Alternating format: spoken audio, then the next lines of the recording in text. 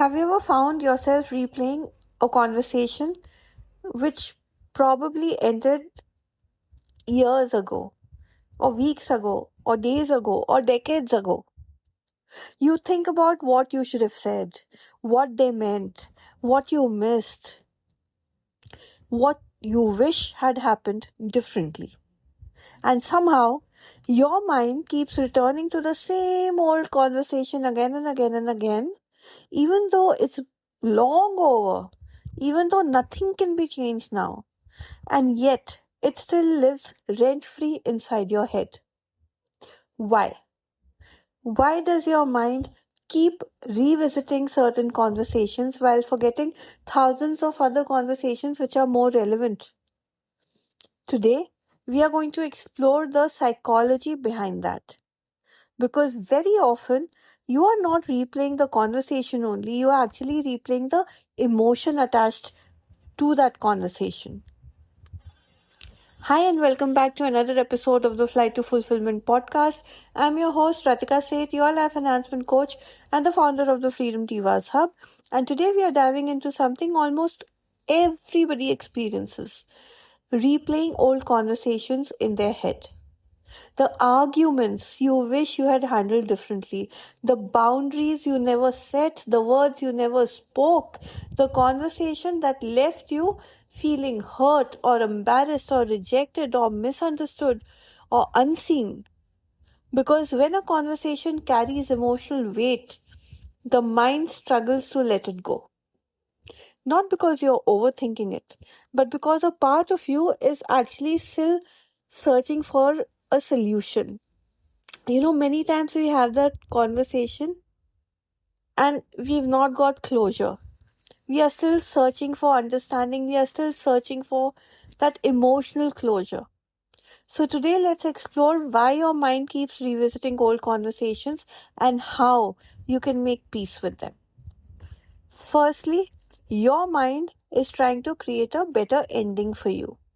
So one of the biggest reasons why we replay conversations inside our head is because we wish the outcome, had been different. We wish. I wish it had not ended this way. We imagine better responses. We think about better boundaries, better words, because the brain naturally tries to solve unfinished emotional experiences. It keeps returning to the moment, hoping to find a different ending. So even when the conversation has long been over, years, like I said, you are still looking for an outcome. Number two, you feel unseen, unheard, misunderstood. Many conversations linger in our heads because they touched a deeper emotional wound. Perhaps you felt dismissed. Perhaps you felt ignored. Maybe you felt rejected or misunderstood. And what hurts most is not what happened, but how you felt after that conversation. So the mind keeps replaying the interaction, trying to make sense of that emotional pain, that trauma you went through. Number three, you didn't say what you really need to say. A lot of times we have conversations which don't go our way, but we are not able to express. We stay quiet only maybe because we don't want to hurt somebody else. We are kind of people pleasing. We swallow our own feelings. We choose to stay quiet because we don't want any conflict.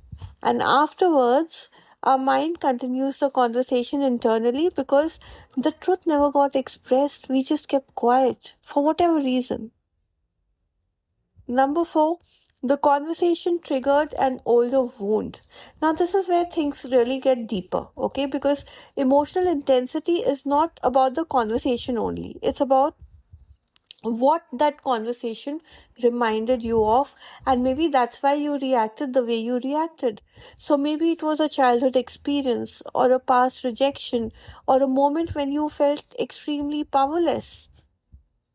Emotional triggers connect the present to the past, and your mind may be revisiting the old wound disguised in a current conversation. Maybe you are replaying that old conversation again and again and again and again and again and again because currently, at present, you are going through something which reminds you of that. That feeling, that emotional wound is the same. And your mind is revisiting that old wound because it's come again in your life disguised as this current situation.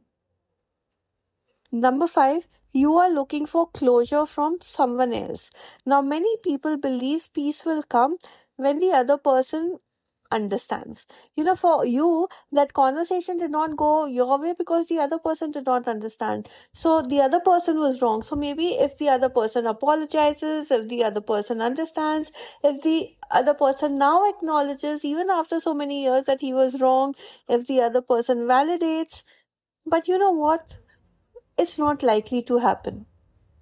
And mostly this never happens, especially if the conversation is a very old one. When you're waiting for someone else to provide the closure, your mind stays emotionally attached to that conversation because it is somewhere deep down still hoping for an outcome that you wanted. And that outcome may actually never arrive. So if today's episode resonated with you, like, comment, share it with somebody who needs to hear this today. And don't forget to subscribe to the Flight to Fulfillment podcast on either Substack or YouTube or Spotify or Apple, wherever you're more comfortable, so that you don't miss out on a single dose of inspiration coming your way. Until next time, this is me, Ratika Seth, your life enhancement coach, signing off for now, but asking you to release what has already happened. Listen to what your emotions are trying to teach you, and remember, healing begins only when you stop replaying those old conversations and you start understanding the hidden wound behind those. Because when you understand your wounds, you can actually take steps towards healing them. I'll see you in the next podcast. Bye bye.